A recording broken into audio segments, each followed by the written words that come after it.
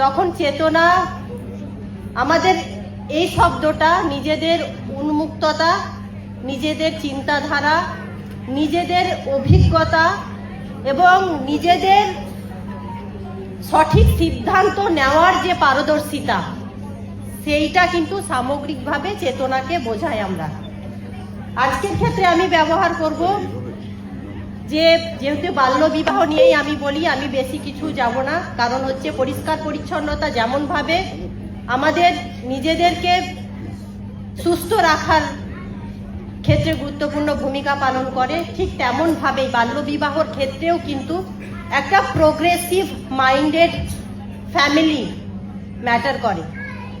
আমরা যখন মনে করি যে আমরা বা আমাদের পরিবার একটা সিদ্ধান্ত নিচ্ছি যে আমাদের মেয়েটাকে আমরা অল্প বয়সে বিয়ে না দিয়ে মেয়েটাকে পড়াবো বা সে নিজে সেলফ ডিপেন্ডেন্ট হবে। সেলফ ডিপেন্ডেন্ট হওয়া মানে শুধু চাকরি পাবে সেটা নয়, সে নিজে বুঝতে শিখবে তার ভালো মন্দ, এবং সে সমাজে যখন চলবে সে সঠিক সিদ্ধান্তটা নিতে পারবে। তো সমস্ত কিছু কিন্তু নির্ভর করে একটা ফ্যামিলির উপর এবং সকলের সহযোগিতার দ্বারা, সাপোর্টের দ্বারা।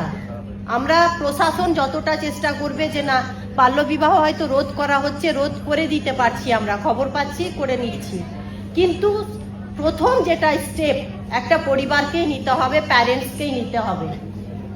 কারণ প্যারেন্টস যদি চায় তাহলে কিন্তু আমাদের মেয়েরা আজকে আমাদের সমাজে গুরুত্বপূর্ণ ভূমিকা পালন করতে পারে বলে আমাদের দৃঢ় বিশ্বাস, আমারও দৃঢ় বিশ্বাস।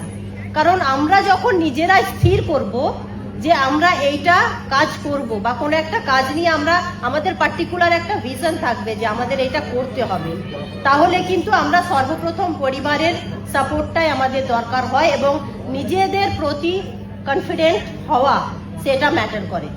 তো বাল্য বিবাহর ক্ষেত্রেও সেম। আর যারা হয়তো ভাবছেন বা অনেকেই ভাবতে পারেন যে মেয়েদের বিয়ে দিয়ে দিলাম অল্প বয়সে, তাহলে আমরা দায়মুক্ত হয়ে গেলাম, অর্থাৎ আমাদের মাথা থেকে বোঝা গেল। মেয়েরা তো আমরা মনেই করি যে মেয়ে মানে হচ্ছে বোঝা, সমাজের বোঝা, যেটা আমাদের ধারণা নয়। এই ধারণাটা প্রাচীনকাল থেকে এবং পূর্ব সময় থেকে আমরা শুনে আসছি। আমরা বলছি না যে আমরা প্রত্যেককে এটা মনে করি, কিন্তু এই ধারণা